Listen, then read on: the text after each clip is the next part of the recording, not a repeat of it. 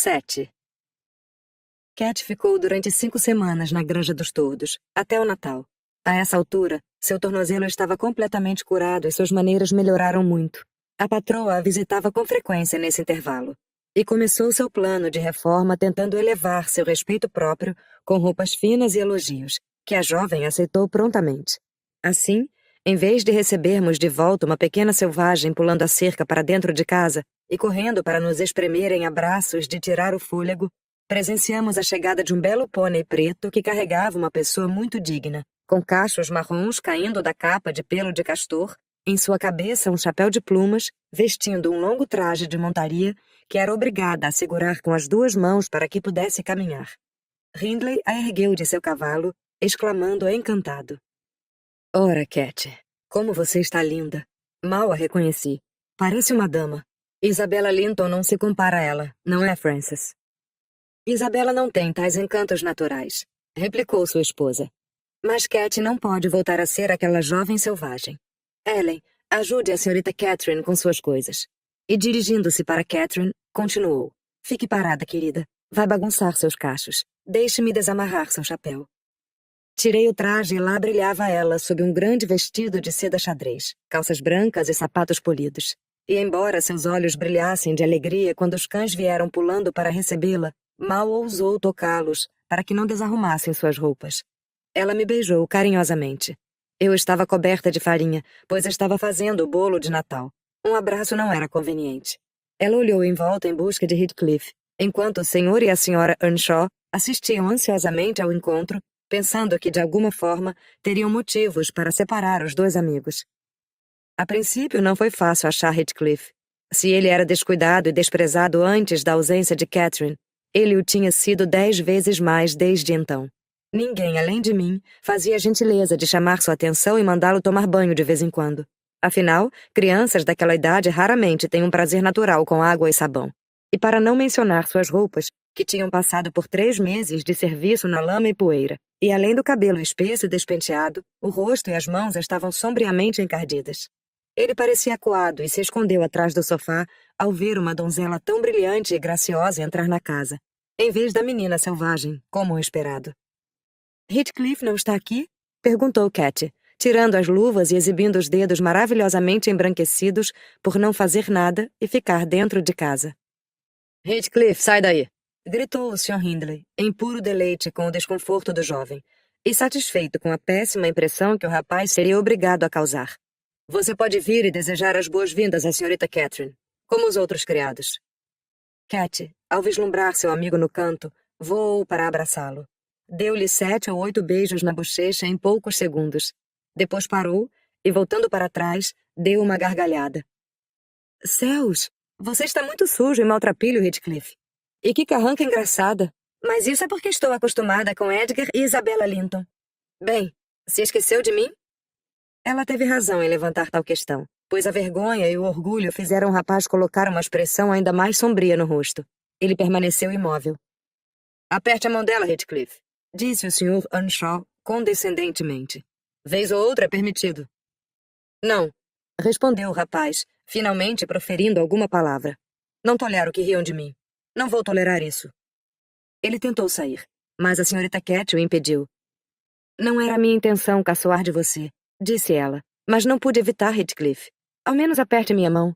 Por que está tão amuado? Ri apenas porque você parecia estranho. Se lavar o rosto e escovar os cabelos parecerá melhor. Mas você está tão sujo. Ela olhou preocupada para os dedos sujos que segurava entre os seus, e também para o próprio vestido, que temia ter sujado com o contato. Você não precisava ter me tocado, respondeu ele, percebendo o olhar dela e afastando-se. Vou ficar tão sujo quanto eu quiser. Gosto de estar sujo e assim vou ficar. Após essas palavras, ele fugiu da sala com a cabeça baixa, em meio aos risinhos dos patrões e da grande preocupação de Cat, que não conseguia compreender como suas observações puderam tê-lo deixado tão mal-humorado. Depois de bancar a boa criada para a recém-chegada, colocar meus bolos no forno e deixar a sala e a cozinha aconchegantes com um fogo alto na lareira, condizente com o clima da véspera de Natal, preparei-me para sentar e me divertir sozinha, cantando canções natalinas, mesmo com os protestos de Joseph, que as considerava profanas. Ele havia se retirado para uma oração particular em seu quarto.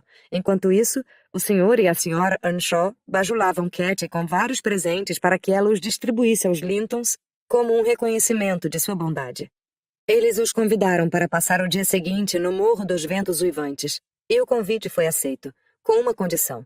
A senhora Linton implorou que seus queridos filhos não tivessem contato com um menino bandido de boca suja. Nessas circunstâncias, permaneci sozinha.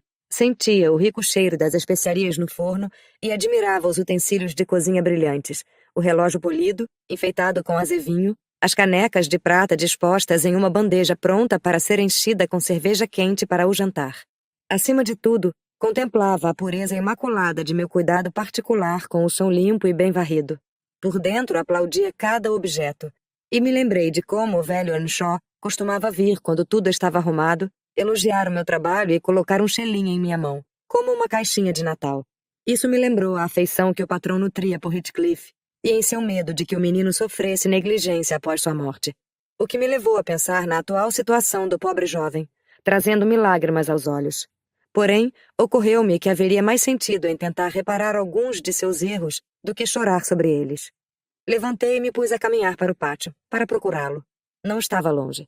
Encontrei-o alisando a pelagem brilhante do novo pônei no estábulo e alimentando os outros animais, como de hábito. Apresse-se, Heathcliff, eu disse. A cozinha está bastante confortável, e Joseph está lá em cima. Apresse-se e deixe-me vesti-lo bem antes que a senhorita Katy apareça. Assim poderão se sentar juntos, com a lareira só para vocês, e conversar o quanto quiserem até a hora de dormir. Ele prosseguiu com sua tarefa, e nem sequer virou a cabeça em minha direção. Você vem? Continuei. Há um bolo pequeno para cada um de vocês, e precisará de meia hora para se vestir. Aguardei por 5 minutos, mas não obtive resposta e acabei por voltar a casa. Catherine ceou com seu irmão e cunhada. Joseph e eu nos juntamos em uma refeição desagradável, temperada com repreensões de um lado e respostas atrevidas do outro.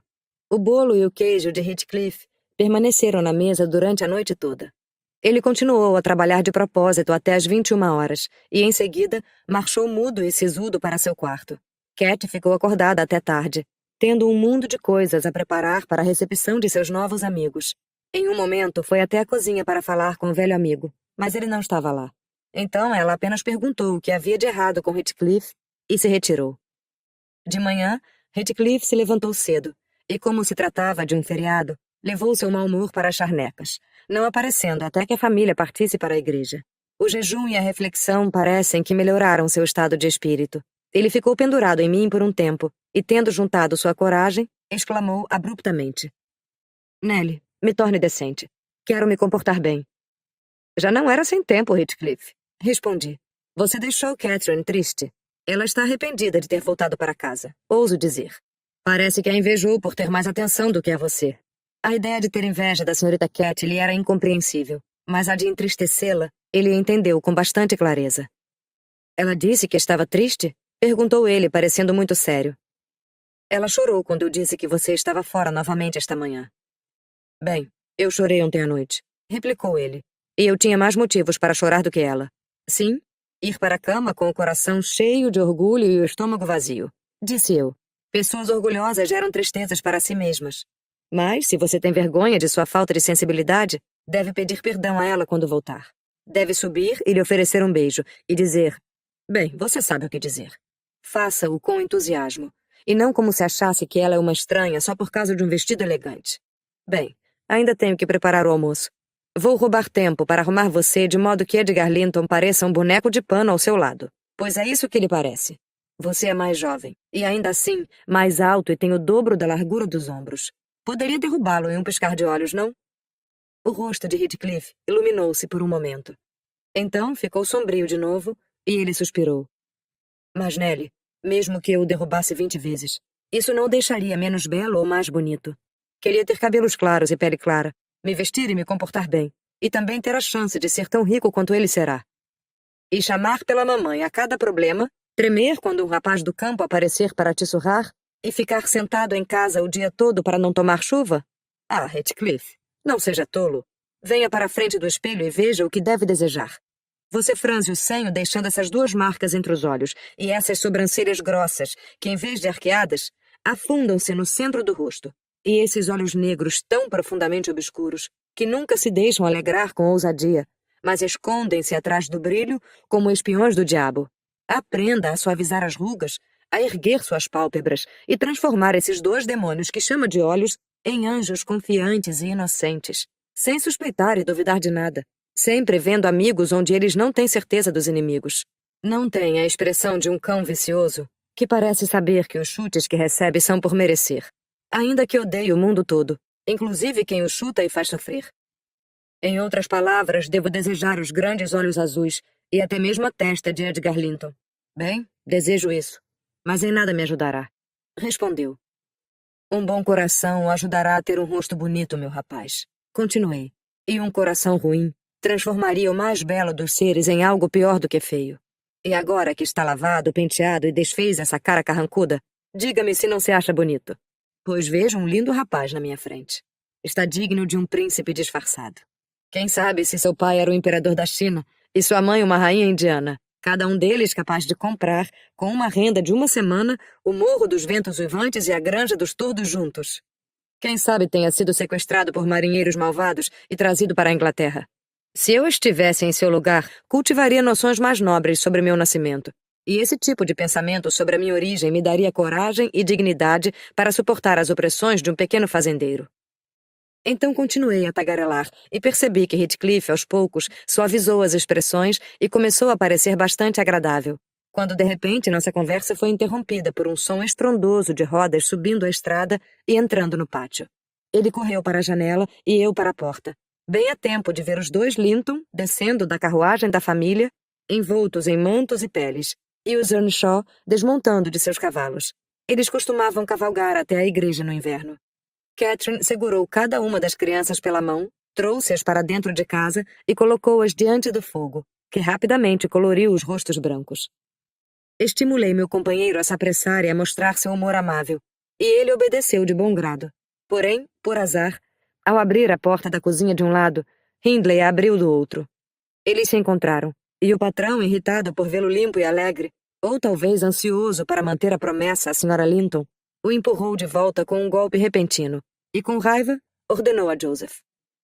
Mantenha esse sujeito fora da sala. Mande-o para o sótão até o fim da refeição. Tenho certeza de que vai furar as tortas com os dedos e roubar as frutas, se ficar sozinho com elas por um minuto. Não, senhor. Não pude evitar de responder. Ele não tocará em nada. Ainda acredito que ele deve ter sua parte nas guloseimas, assim como nós. Ele terá a parte da minha mão na cara dele se eu o pegar aqui embaixo antes do anoitecer, gritou Hindley. Vá embora, seu vagabundo. Quer bancar o elegante, não é? Espere até eu puxar esses cachos do seu cabelo para você ver se não ficarão mais compridos. Eles já são longos o suficiente, observou o jovem Linton, espiando da porta. Pergunto-me se eles não fazem sua cabeça doer. Parece a crina de um potro sobre os olhos.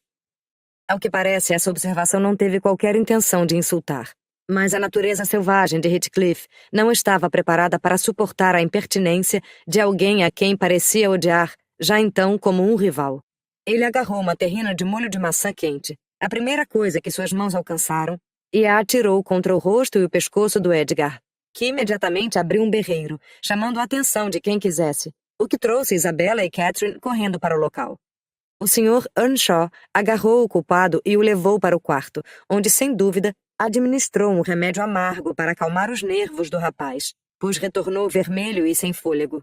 Peguei o pano de prato e esfreguei de forma enérgica o nariz e a boca de Edgar, afirmando que foi bem feito para ele por se intrometer. A irmã dele começou a chorar, querendo ir para casa, e Cat ficou confusa, envergonhada por tudo o que acontecera. Você não deveria ter falado com ele, protestou ela. Ele estava de mau humor e você estragou sua visita. Vão dar uma surra nele, e eu odeio que batam em Heathcliff. Perdi o apetite. Por que você falou com ele, Edgar? Eu não falei nada, soluçou o jovem, escapando de minhas mãos e terminando de se limpar com seu lenço de bolso de cambraia. Prometi à mamãe que não diria uma palavra a ele, e não disse. Bem, não chore, respondeu Catherine com desdém.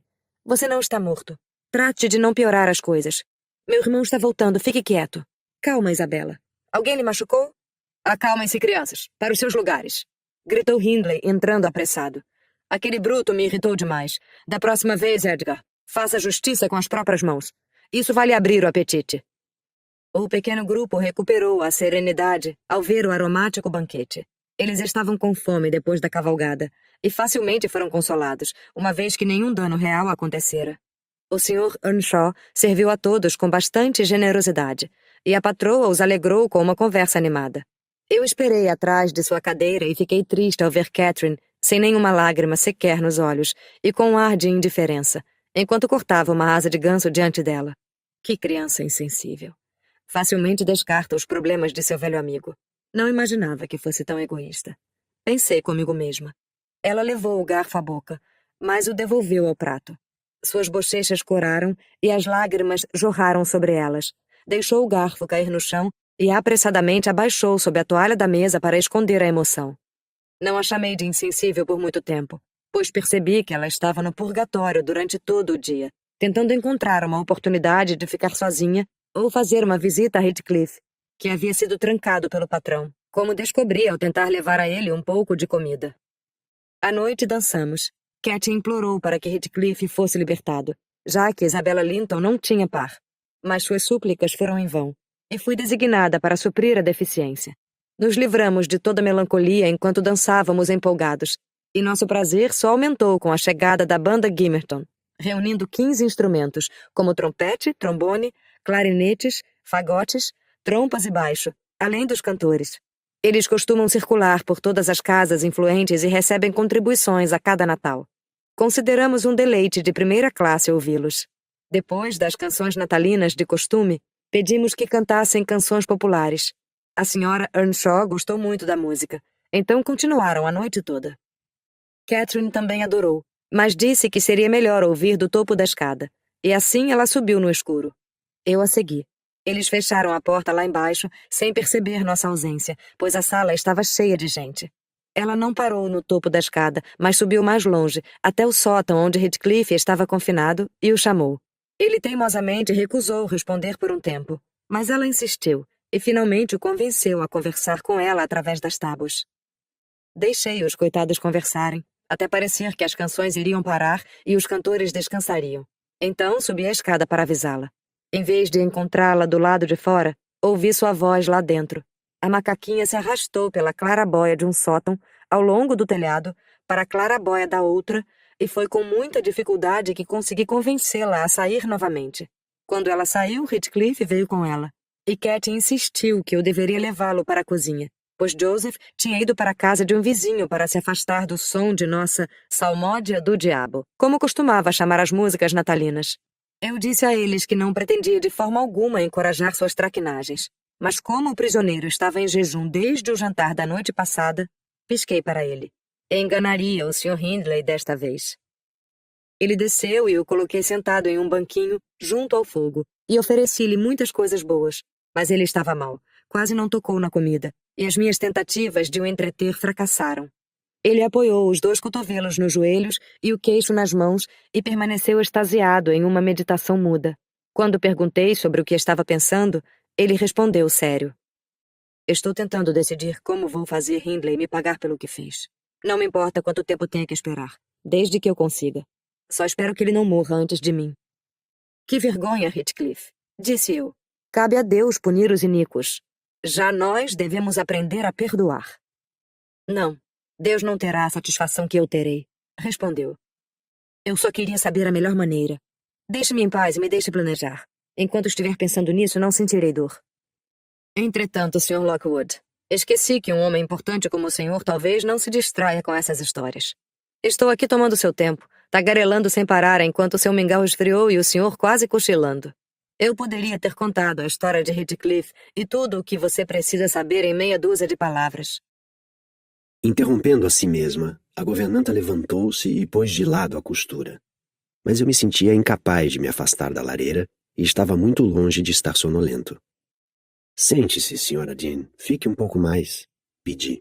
Fique por mais meia hora. Você fez o certo ao contar a história detalhadamente. É como gosto, e deve terminá-la no mesmo estilo.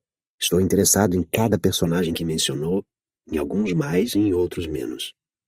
O relógio marca 23 horas, senhor, replicou ela. Não importa. Estou acostumado a me recolher tarde. 1 ou 2 horas da manhã é cedo o suficiente para alguém que só desperta às 10. Não deveria acordar tão tarde, senhor. Boa parte da manhã se foi muito antes desse horário. Uma pessoa que não fez metade do seu trabalho até às 10 horas tem grande chance de deixar a outra metade desfeita.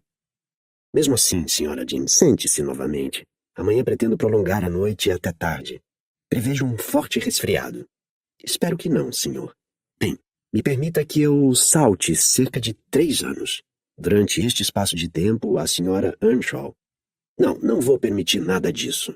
Está familiarizada com o estado de espírito em que se estivesse sentada sozinha e o gato lambendo o filhote no tapete à sua frente, observaria a ação tão atentamente que o fato de o gato negligenciar uma orelha seria suficiente para lhe irritar? Um estado terrivelmente preguiçoso, devo dizer. Pelo contrário, é cansativamente ativo e é como estou no momento. Portanto, continue minuciosamente. Percebo que as pessoas dessas regiões adquirem sobre as pessoas da cidade o valor que uma aranha em uma masmorra tem sobre uma aranha em uma cabana para os seus vários ocupantes. No entanto, a atração principal não se deve inteiramente à situação do observador. Aqui, as pessoas parecem de fato viver, se voltam mais para si mesmos, preocupando-se menos com a superficialidade e com as coisas externas e frívolas. Eu poderia imaginar o amor pela vida aqui como algo quase possível, e olhe que sempre fui um descrente de que qualquer amor durasse 1 ano.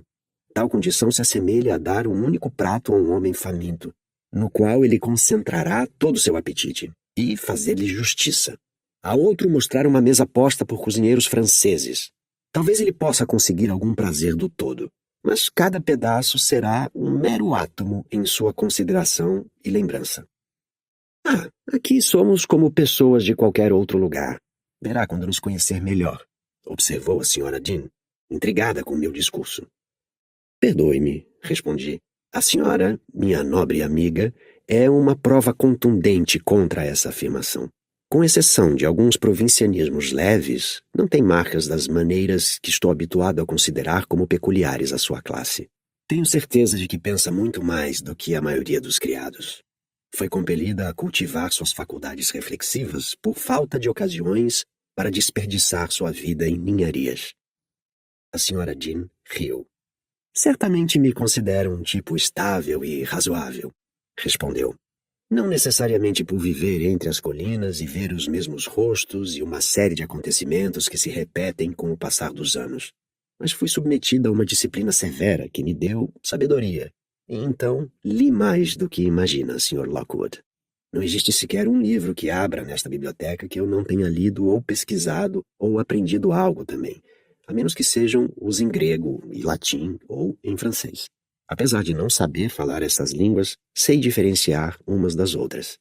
É tudo o que se pode esperar da filha de um homem pobre. No entanto, se devo seguir minha história no estilo de uma verdadeira fofoca, é melhor eu continuar. E em vez de saltar 3 anos, ficarei contente em passar para o próximo verão, o de 1778, ou seja, quase 23 anos atrás.